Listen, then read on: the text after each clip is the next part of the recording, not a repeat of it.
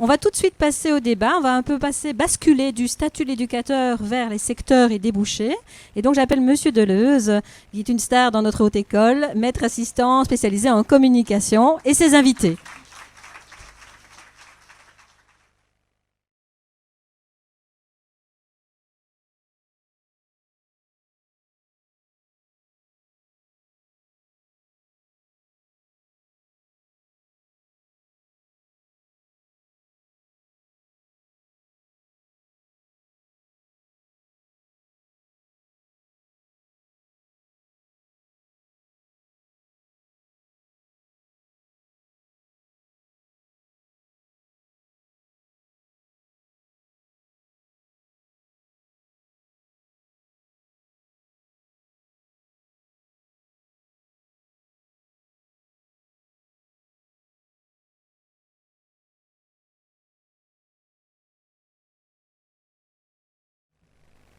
Bonjour à tous. Les nombreux étudiants qui sont présents dans la salle savent que je n'ai pas le statut de star puisque je prends le bus tous les jours. Une star qui prend le bus, c'est très très rare. Voilà, alors on m'a demandé d'animer ce débat. J'ai volontiers accepté l'invitation et je vais vous présenter tout de suite nos invités qui appartiennent aux différents secteurs, à quelques-uns des secteurs dans lesquels vous évoluerez peut-être plus tard. Alors, tout d'abord, à ma gauche, Madame Dario. Madame Dario, vous avez travaillé pendant de nombreuses années dans le secteur privé. Vous étiez manager et depuis 2006, vous êtes coordinatrice générale à l'INP René Thône, c'est ça. Et bien évidemment, dans ce cadre, vous engagez de temps en temps, et peut-être même quelques-uns qui sont devant nous, voilà, et vous représentez donc ici le secteur du handicap. Tout à fait. Alors Marie-Louis Brun, les étudiants vous connaissent, vous illuminez de votre présence les locaux de cette école depuis 2009 où vous dispensez des cours de français, plus précisément expression écrite et expression orale. Et dans la section éducateur spécialisé, vous nous parlerez tout à l'heure de l'importance de l'écrit dans le cadre des différents métiers. Monsieur Polomé et Monsieur Tavier, eh bien, ils étaient ici, étudiants, hier, ou plutôt avant-hier. Monsieur Polomé, vous êtes sorti, si mes renseignements sont exacts, en 1984, d'accord. Vous avez fait ensuite une maîtrise en politique économique et sociale. Vous avez travaillé en tant qu'éducateur dans tellement d'institutions qu'on aurait besoin d'une demi-heure pour les citer toutes. Donc comme on est un peu en retard, j'ai retenu le COGA et Siloé. Et puis vous avez été ensuite appelé par la Fédération Wallonie-Bruxelles dans le secteur de l'aide à la jeunesse, où vous occupez aujourd'hui les fonctions de directeur général adjoint. C'est bien ça ? Un peu de choses près, c'est ça. Et enfin, Monsieur Tavier, vous êtes également sorti de cette école en 1983. Vous êtes également titulaire d'un master en sciences de l'éducation. Depuis 1996, vous êtes directeur de la maison de repos et de soins La Charmille à Timéon. Et vous êtes également président du CPS de Pont-à-Celle.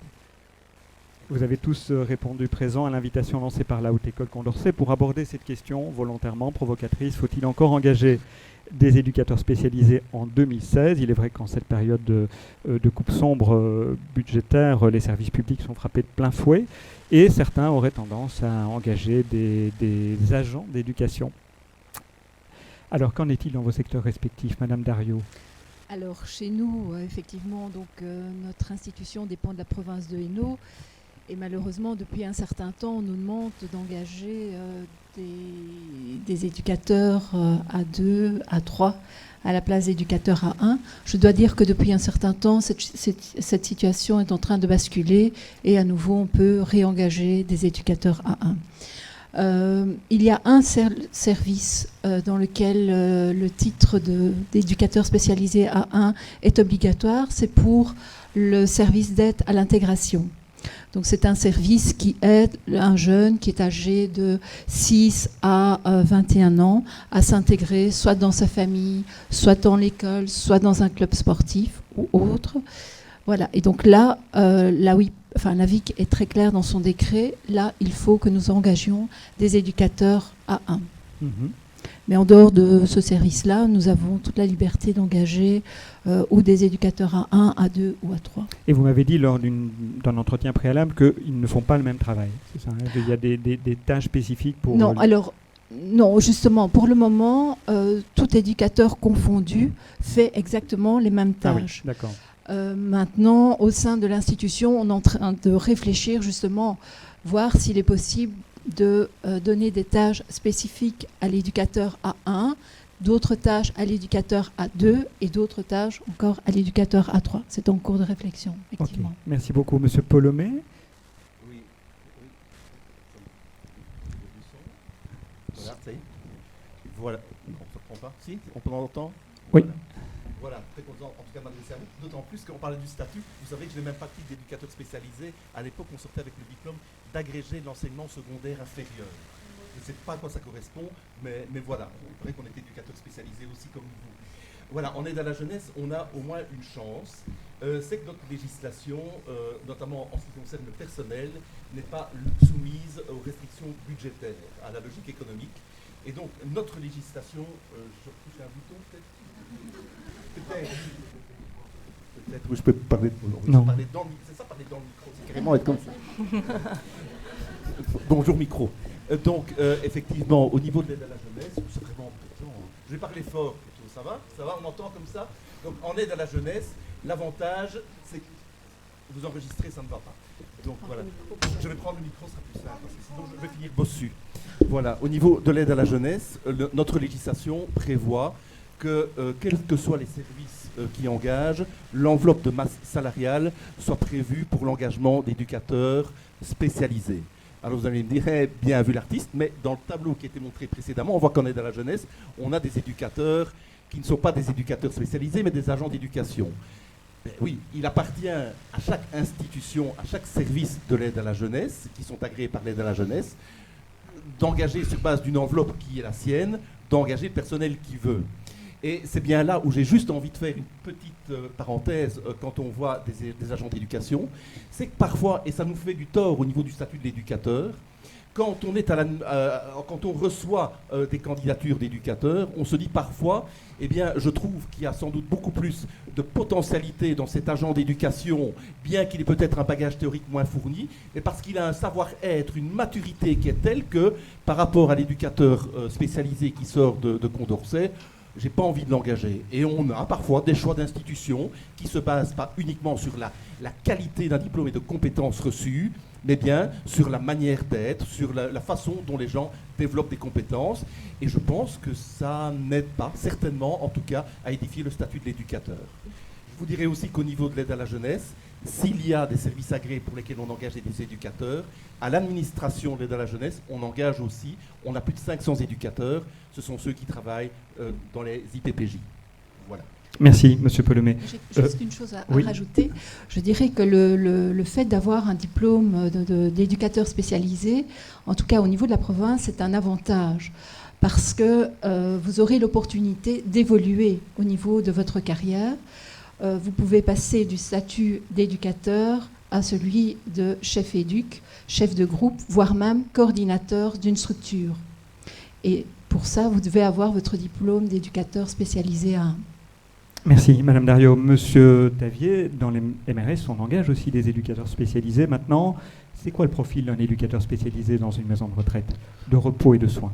Donc, tout d'abord, il est vrai que les maisons de repos et les maisons de repos de soins ont la possibilité d'engager des éducateurs spécialisés, même si ce n'est pas une norme d'agrément. Donc, une maison de repos de soins peut fonctionner tout à fait légalement, sans éducateur, sans assistance sociale aussi d'ailleurs.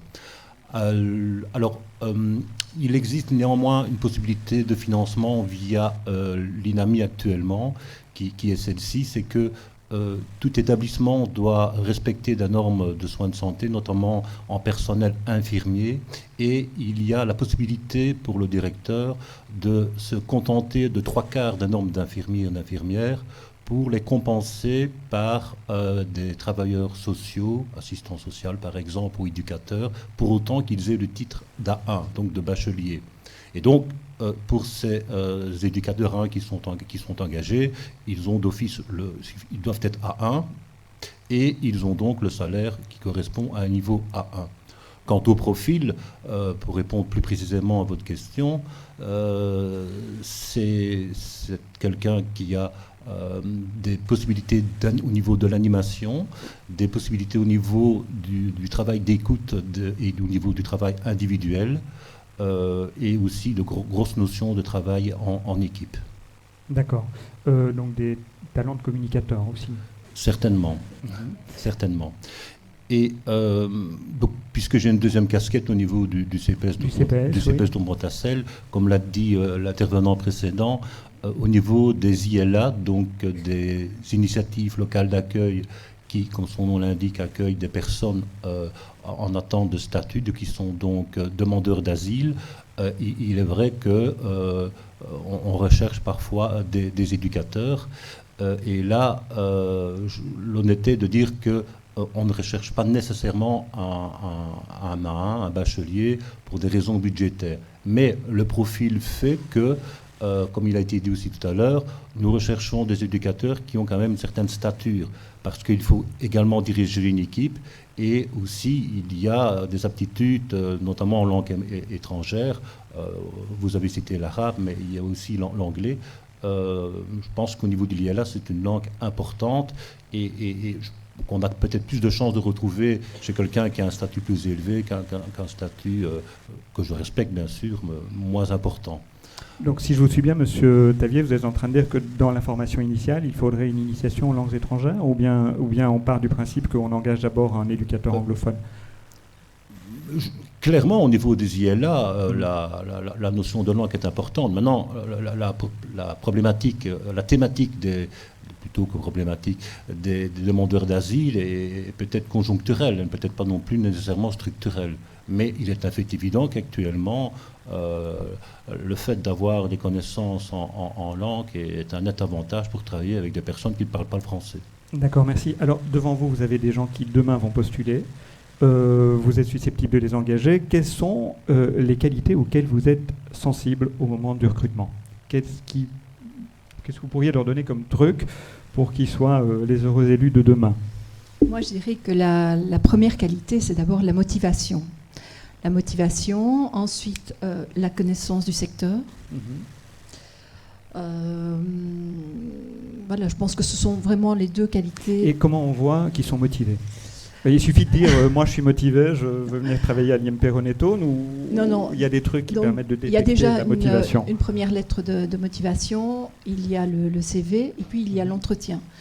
Chez nous, avant d'engager, on convoque les postulants, on leur fait passer une mini-interview, et voilà, on détermine suivant certains critères, dont principalement la motivation, l'éducateur qui correspondra le mieux au profil. D'accord. Chez vous, Monsieur Polomé, c'est un peu spécial parce qu'une fois qu'ils sont recrutés, vous m'avez parlé d'une formation complémentaire pour les primo-arrivants, c'est ça? Voilà. En fait, chez nous, d'abord, on a un secteur excessivement diversifié parce que vous pouvez travailler tant avec des jeunes qui ont commis un fait qualifié infraction, j'ai parlé des IPPJ, vous pouvez travailler comme éducateur de rue, on a quand même 80 services, 10 services AMO, aide en milieu ouvert. Vous travaillez en hébergement, mais les hébergements sont aussi diversifiés les uns que les autres. Vous avez des centres d'accueil d'urgence qui accueillent les jeunes pour de courtes périodes. Vous avez des hébergements classiques. Vous avez des centres d'accueil pour enfants victimes de maltraitance. Donc, les profils sont excessivement variés. Nous venons d'engager, les services agréés viennent d'engager une trentaine d'éducateurs spécialisés en mars dans le cadre de l'ouverture de structures pour mineurs étrangers non accompagnés, pour laquelle la compétence de la langue n'était pas requise. Voilà, parce qu'on a sans doute utilisé d'autres compétences à ce niveau-là. Au niveau de la compétence, chaque service qui engage un éducateur doit avoir ce qu'on appelle un profil de fonction. Et le profil de fonction détermine effectivement le niveau de compétences et les compétences qui sont requises. C'est exactement la même chose chez nous au niveau de l'administration, au niveau des IPPJ et de ce qu'on appelle les SAMIO, qui sont des services qui travaillent de façon intensive dans le milieu de vie du jeune qui a commis un fait qualifié infraction.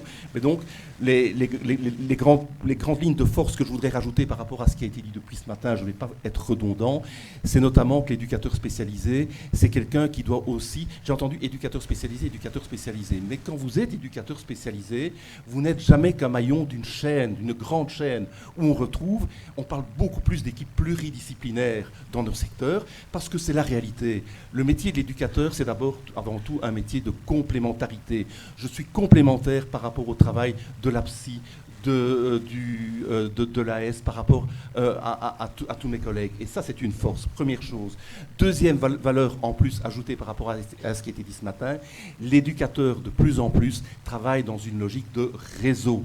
leur réseau. Pourquoi ? Parce que je prends le milieu ouvert pour ne citer que celui-là, mais c'est la même chose pour celui qui est en hébergement. On va aller vers l'extérieur, on va travailler avec des partenaires, avec des maisons de jeunes, avec des clubs de foot, on va travailler avec l'école, on va travailler avec un certain nombre de partenaires qui vont compléter le travail que l'on fait pour éviter qu'au niveau de l'aide à la jeunesse, on vive sur une île complètement isolée et que le jeune soit vraiment dans cette espèce de bulle dans lequel on n'en sortira qu'à 18 ans. Donc ça, c'est vraiment une des caractéristiques fortes de l'éducateur.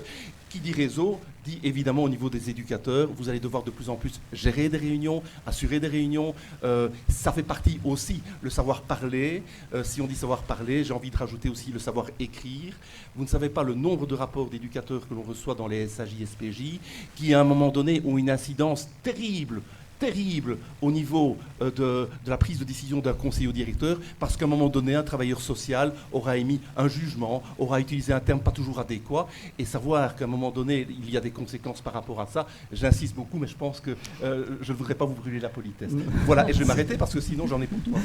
Eh bien justement, je donne la parole à Marie Wibrin, parce que l'écrit, c'est un domaine que vous connaissez parfaitement. Ben voilà, donc je pense que les écrits professionnels, et je l'ai souvent dit aux étudiants qui sont là, chez les éducateurs, en fait, c'est une part importante du métier. Donc je pense qu'on estime, tout secteur confondu, qu'en général, ça équivaut à peu près 30% de la charge. Donc c'est vraiment une part importante. C'est une part qui est jugée difficile aussi, pour des raisons, je pense, qui appartiennent vraiment au métier de l'éducateur, notamment l'importance de l'oral. On l'a dit tout à l'heure, on l'a vu dans la scénette qui a été jouée par les étudiants. En fait, ils sont dans le relationnel tout le temps, les éduques, et donc ce passage à l'écrit n'est pas forcément toujours évident, toujours jugé naturel. Il y a aussi, on leur demande d'éviter le jugement, donc vous venez de le dire, je pense que c'est super important. On a déjà aussi parlé de ça en classe pas mal avec les étudiants, et en même temps, cette neutralité, est-ce qu'elle est possible ? C'est quand même difficile de passer d'une position relationnelle à une position observante. Donc voilà, je pense qu'il y a toute une série d'enjeux qui ne sont pas forcément évidents et pourtant sur lesquels il faut absolument s'arrêter.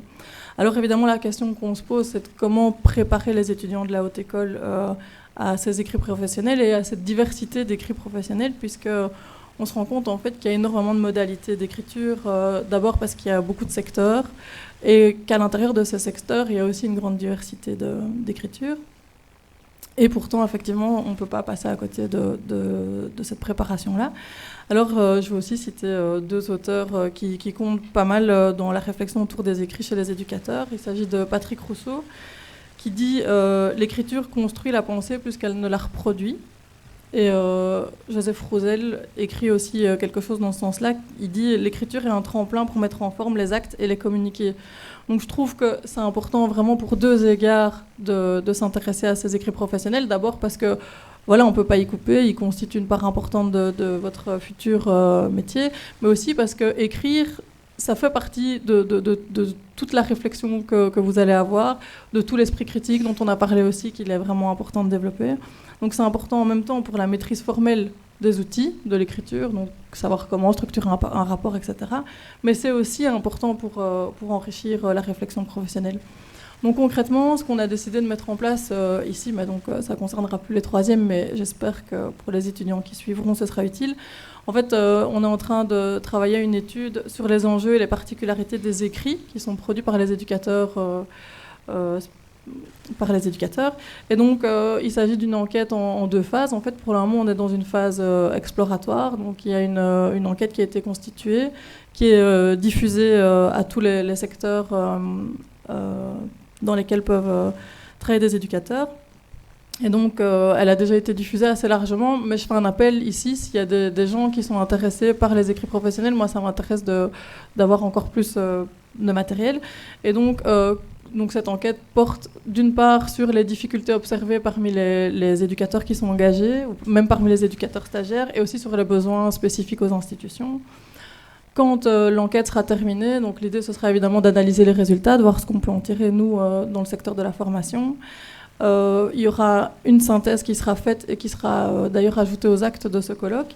Et l'idée, c'est qu'on puisse en fait transférer les nécessités du secteur, qu'on puisse les transférer dans les contenus de cours. Donc nous, dans la formation d'éducateurs, on a en fait 3 cours d'expression écrite, un dans chaque année du bac. Et donc l'idée, c'est de voir comment on peut se répartir dans ces 3 années-là voilà, la sensibilisation aux différentes spécificités des écrits. Donc on a parlé du jugement, il y a d'autres choses aussi.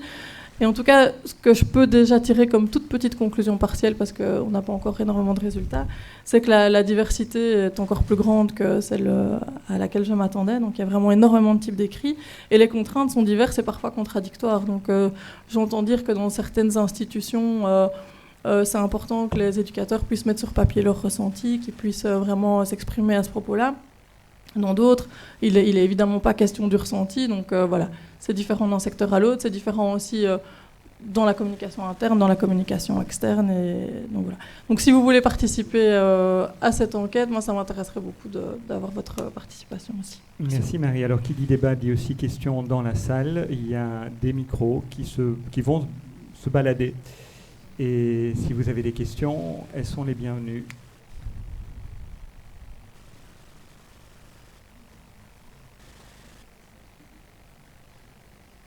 Johan. Donc moi je prends un peu toute la discussion qu'il y a eu au tout début. Vous parlez notamment le fait peut-être d'avoir une certaine maîtrise en langue, d'être plus mature. Est-ce que vous trouvez que peut-être les étudiants sortant de l'école sont compétents mais n'ont peut-être pas assez de compétences? C'est-à-dire, est-ce que vous pensez que justement on devrait développer un peu plus de diverses compétences durant notre formation afin d'être mieux préparés aux différentes difficultés que vont proposer les différents secteurs? Est-ce qu'il y a une transaction cachée, Johan? Est-ce que tu es en train de nous dire qu'il y a des compétences que tu aurais voulu développer, que tu n'as pas eu l'occasion de développer dans ta formation initiale? Non, mais je suis intéressé de savoir l'avis des professionnels. Alors, qui répond? Moi, je dirais que les Madame compétences, mais vous êtes censé les avoir puisque vous avez obtenu votre diplôme. Ce qu'il vous manque, c'est l'expérience. Et ça, ce sont deux choses différentes. Et l'expérience s'acquérera avec les années d'ancienneté. Monsieur Polomé? Voilà, moi je ne fais jamais les choses de la même façon que tout le monde. Moi, j'estime que quand vous sortez de Condorcet, vous n'avez pas les compétences suffisantes et vous n'avez pas les outils suffisants. Vous voyez, je vais un peu à contre-courant de ce qui se dit ici. Soyons réalistes, s'il vous plaît. Vous avez effectivement une série de cours. C'est déjà mieux de mon temps, parce que de mon temps, on faisait beaucoup de rotin, macramé, cartonnage, natation, athlétisme, jeux de piste. J'ai fait 15 jeux de piste, je crois, sur mes 3 années. Donc ça a évolué avec le temps, bien heureusement. On n'est pas que dans l'occupationnel. Mais je pense qu'on vous donne une série d'outils, on vous fait tester une série d'outils sans aller jamais jusqu'au bout. Ma fille est sortie de ses études il y a 4 ans, hein, les chiens ne font pas des chats. Donc j'ai vu un peu le contenu des cours. C'est en tout cas une base intéressante, je pense. C'est pour ça qu'en aide à la jeunesse, le législateur, entre 2004 et 2009, a prévu pour tout éducateur arrivant dans le secteur une formation obligatoire dès son arrivée dans le secteur, pour une formation adaptée en tout cas au secteur et au service dans lequel il vient. Et nous avons en plus de ça 5 services que nous agréons, 5 services de formation qui sont chargés tout au long de la carrière des éducateurs de transmettre une série d'outils et d'informations auxquels les éducateurs sont vivement invités à participer. Maintenant, l'éducateur spécialisé, l'éducateur, il se spécialise au fur et à mesure. Hein. Ce n'est pas comme le chirurgien qui, lorsqu'il sort, ne peut pas fonctionner par essai-erreur. Il a eu de très longues années d'études, il a effectivement en plus de ça eu des années de stage, et puis il peut rentrer directement dans le métier. C'est plus difficile dans les métiers de l'humain. À titre personnel, je serais plutôt d'avis, moi, de réformer complètement la formation pour éducateurs, d'avoir une formation, un socle commun, éducateurs, assistants sociaux, une formation de base commune à l'ensemble, parce que de plus en plus, en tout cas en aide à la jeunesse, les choses se croisent et se recroisent pour, à un moment donné, prendre un chemin plus spécialisé dans telle ou telle forme d'intervention. Mais ça n'est que mon avis. Okay. Merci, Monsieur Tavier. Par rapport à la question ? Par rapport à la question, c'est vrai que tantôt nous avons parlé des langues. Moi, je faisais plus allusion à la notion d'accueil des personnes, des demandeurs d'asile. Mais là, je pense qu'on est dans un contexte conjoncturel. Par contre, pour ce qui est des maisons de repos, il est en fait évident que même s'il y a une nette évolution par rapport à il y a une dizaine d'années,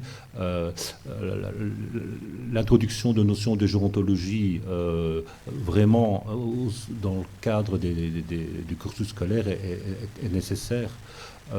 Quand on parle par exemple des techniques individuelles de communication, d'approche, bien souvent on ne va pas toujours jusqu'au secteur des personnes âgées. En tout cas, par exemple, au niveau des personnes âgées désorientées. Or là, nous sommes beaucoup plus que dans le conjoncturel. On sait très bien qu'on va vivre de plus en plus longtemps et que, jusqu'à preuve du contraire, une personne sur 4 depuis 80 ans est considérée comme désorientée. Donc voilà, c'est un exemple concret. Mais là, on est beaucoup plus dans le structurel. Donc personnellement, pour ce qui est des maisons de repos, je pense qu'il y a peut-être moyen d'accroître davantage le cursus scolaire, en tout cas au niveau de tout ce qui tourne autour de la gérontologie. Ok, merci beaucoup. Une autre question peut-être? Madame Brière. Voilà le micro. Attendez 2 secondes. Merci. Voilà. Moi, j'ai envie plutôt de poser une question.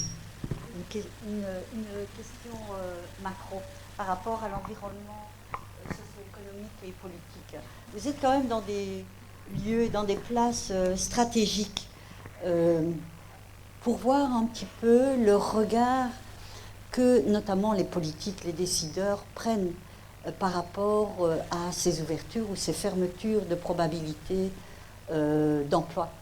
Et donc j'avais envie de vous interroger par rapport à ça, parce qu'on est quand même dans un environnement dur sur le plan social. On parle partout d'économie budgétaire, etc. On coupe. On fait des coupes budgétaires dans la fonction publique, dans le non-marchand, n'en parlons pas. Et puis autour de ça, on entend et on observe des publics avec de plus en plus de besoins, de plus en plus d'attentes, la précarité, les vulnérabilités, etc. Et on est quand même dans un monde de fous. Et j'avais envie d'avoir un petit peu votre avis sur ce que vous vivez, vous, alors que vous êtes vous-même éducateur, travailleur social. Ce que vous vivez, vous, face à votre quotidien où on vous met finalement dans des carcans difficiles et complexes en matière de décision. Voilà, j'avais plutôt envie d'avoir votre avis, vos expériences, puisque les étudiants vont arriver aussi dans des environnements de dilemmes assez importants.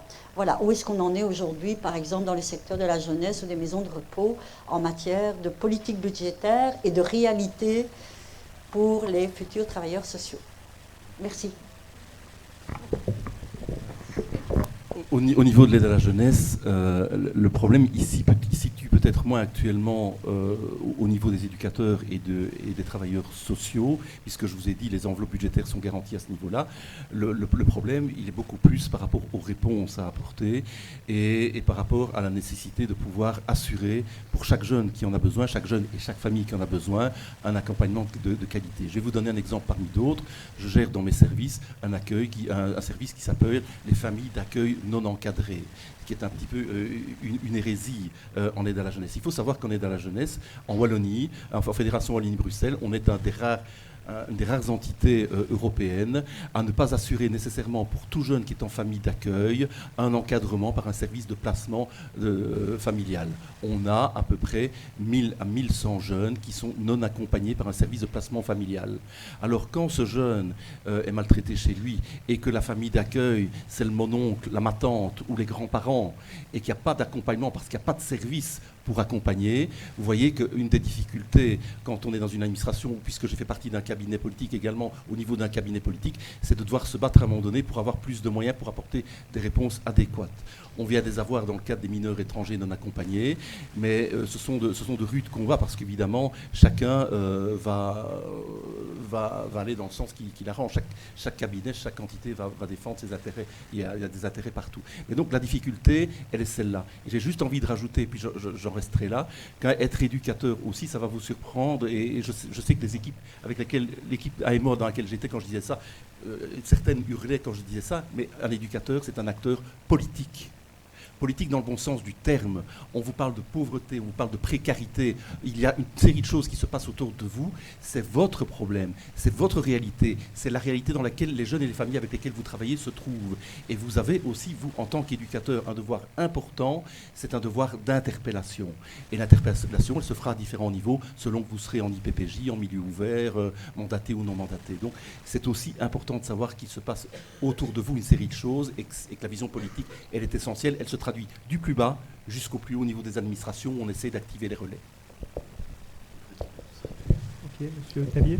Bah oui, donc de nouveau sous mes deux casquettes. Tout d'abord au niveau des maisons de repos, c'est plus de la politique au niveau de la sensibilisation qu'il faut faire. Sensibiliser les responsables des maisons de repos et voire même les décideurs que la place du social dans les établissements d'accueil pour personnes âgées est évidente, alors que ça ne correspond pas à une norme d'agrément. C'est le seul secteur d'activité où vous n'avez pas l'obligation d'engager un travailleur social, qu'il soit psy, qu'il soit assistant social, qu'il soit éducateur, donc vraiment au sens large. Donc là, c'est plutôt un problème de militantisme finalement. Par contre, au niveau de la présidence du CPS, le travail augmente et on nous demande donc quelque part de faire plus, mais avec moins de moyens. Donc c'est assez compliqué. Et donc, comme je l'ai dit tout à l'heure, honnêtement, il est vrai que pour l'engagement d'un éducateur au niveau d'une initiative locale d'accueil, la tendance budgétaire serait plutôt d'engager un éducateur à deux pour des raisons donc budgétaires. Et c'est un peu dommage. Ici, on est confronté avec une augmentation des RIS, à peu près 30% dans beaucoup de CPS. On doit travailler avec le même nombre d'assistants sociaux. Parallèlement à cela, on a des demandeurs d'asile à accueillir. Le choix est clair. Nous devons choisir entre quelqu'un en plus pour accueillir les réfugiés politiques, les demandeurs d'asile, ou, c'est pas et, ou quelqu'un pour encadrer les RIS. Donc le choix est là. Donc évidemment, il y a un combat budgétaire à réaliser. Et ce n'est pas toujours facile au niveau communal parce que, chacun a sa priorité et chaque parti a sa priorité. Et voilà. Ok, merci Monsieur Tavier. Madame Dario, quelque chose à ajouter? Non, j'ai pas. D'accord. Rien à... Alors peut-être une toute dernière question pour rester dans le timing. Est-ce qu'il y a quelqu'un qui souhaite poser encore une question à nos invités? Sinon, il va y avoir des débats maintenant plus spécifiques. Je vais alors rendre la parole. Oui, Monsieur Polonais. Juste vous dire quand même, pour valoriser quand même les éducateurs, que les éducateurs, on parlait de promotion, les promotions elles existent. Beaucoup d'éducateurs sont devenus directeurs d'institutions en aide à la jeunesse. C'est une potentialité. Depuis plus de 20 ans, les ministres de l'aide à la jeunesse ont toujours engagé dans leur cabinet comme conseillers des éducateurs. Quand j'étais à l'époque chez Catherine Fong, nous étions 3 éducateurs spécialisés. Et ici, cabinet Madran, des éducateurs spécialisés. Le délégué général aux droits de l'enfant, Bernard De Vos, éducateur spécialisé. Vous voyez que être éducateur spécialisé, c'est aussi la capacité à un moment donné de pouvoir faire monter les choses et de pouvoir valoriser une connaissance, une expertise. Et j'ai envie de vous le dire, croyez dans ce boulot, c'est un boulot merveilleux, on nous l'envie partout. N'est-ce pas? On est bien d'accord là-dessus. Hein? Une dernière question là-bas.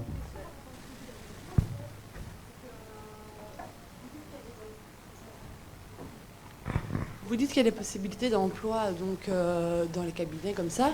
Moi, personnellement, ça fait 5 ans que j'ai fini mes études.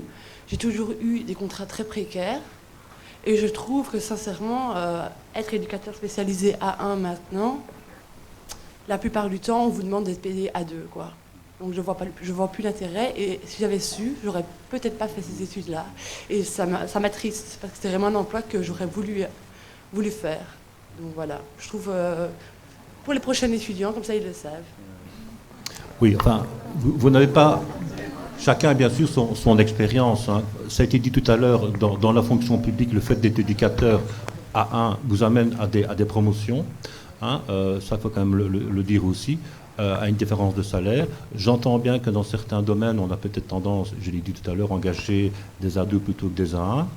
Pour ce qui est du secteur des maisons de repos, et je sais que ce n'est pas encore généralisé, l'engagement d'éducateurs en maison de repos, mais pour compenser la carence du personnel infirmier, comme je disais tout à l'heure, il faut nécessairement être éducateur A1 ou assistant social ou psychologue. Donc là, le grade A1 est nécessaire, et en termes de promotion également, l'accès à la profession de directeur de maison de repos est ouvert aux A1 plus facilement qu'aux A2. Ok, ben, je pense que là, il est temps de conclure. Désolé. Il y a encore une question. Il y a encore une question. Est-ce qu'on a, Madame Laurence, on a encore le temps? Une dernière question là-bas, alors. Oui, mais moi, c'était pas une question, en fait. C'était plus une réflexion, enfin une constatation.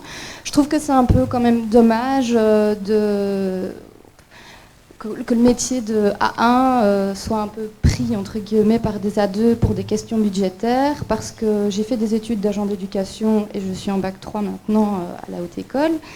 Et mon parcours a été très, très riche. J'ai évolué, j'ai réussi à faire mon identité professionnelle. Elle n'est pas terminée parce qu'effectivement, je n'ai pas encore toute l'expérience derrière moi, bien que voilà, j'en ai quand même. Mais je veux dire, on travaille avec des personnes fragiles qui sont abîmées, et la formation à l'école nous donne plein de moyens, de clés, que ce soit au niveau des aspects psychologiques, médication, communication, les approches. Ça permet justement à ce que le travail soit adéquat, entre guillemets, aux personnes. Enfin, on s'adapte à elles, bien sûr, mais je veux dire, on n'est pas là non plus pour les casser encore plus, bien que je ne veux pas dire que les A2 soient mauvais dans ce qu'ils font, loin de là, mais je veux dire que voilà, les études d'A1 ont vraiment permis une réflexion, tout un travail de remise en question, de recherche, de curiosité littéraire. Bien, merci pour ce témoignage qui nous servira de conclusion.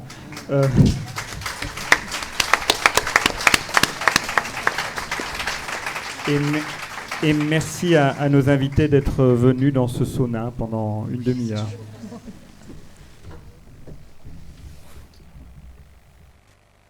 Ce qui est particulièrement bien dans le débat, c'est qu'ils sont souvent contradictoires. Et voilà, on a eu l'occasion de le vivre ici. Je pense qu'on a des renseignements précieux supplémentaires, des réflexions précieuses. Maintenant, on va encore aller un petit peu plus loin dans cette précision avec les ateliers. Alors voilà, l'atelier, c'est ce qui va un petit peu terminer notre matinée, mais vous revenez après les ateliers ici, car on a une petite surprise à vous proposer et à vous demander en guise de conclusion du colloque.